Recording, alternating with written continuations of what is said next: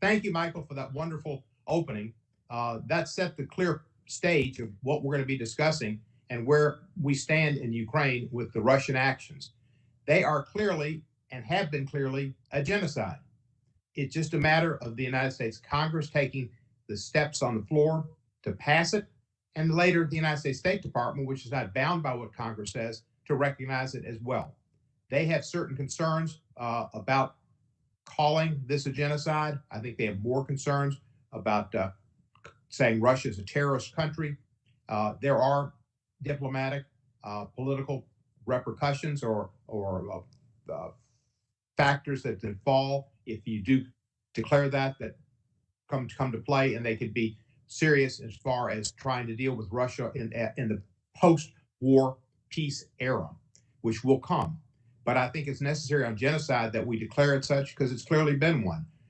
Putin made it clear before the invasion that he wanted Ukraine not to exist. He'd gone back and read some 1700s book and decided that Russia had this great empire and they need to have it again, and he wants to be the person to present it to the Russian people. This is some process that he is, or plan that he's come up with based on history and his place therein. Well, his place therein is not going to be what he thought it was going to be. The Ukrainians have shown they are a fierce fighting people, that they love their country, that they love their independence, that they love freedom. And they were not going to put up with the Russian invasion, with Russian conquest, and with Russian control.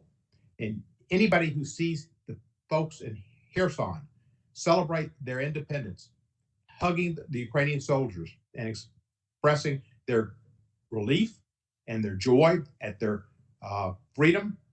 It's been compared to Parisians celebrating after the Germans in 1944 were defeated by the Allied forces and freeing of Paris.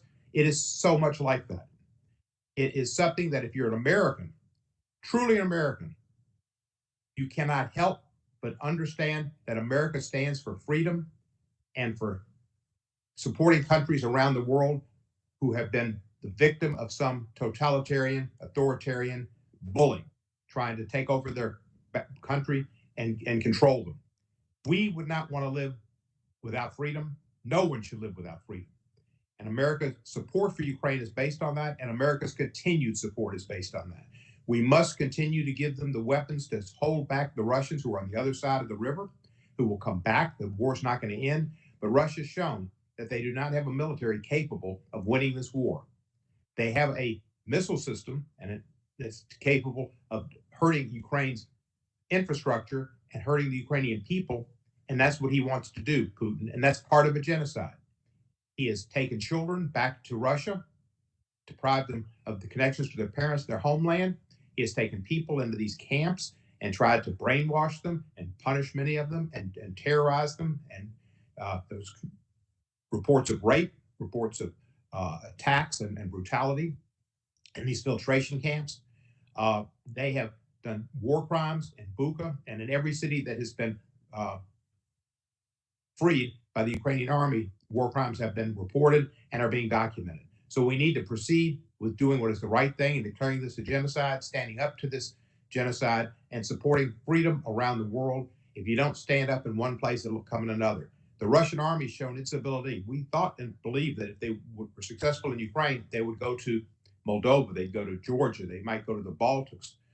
They would continue this oppression, Poland. Their military has shown they can't go forward.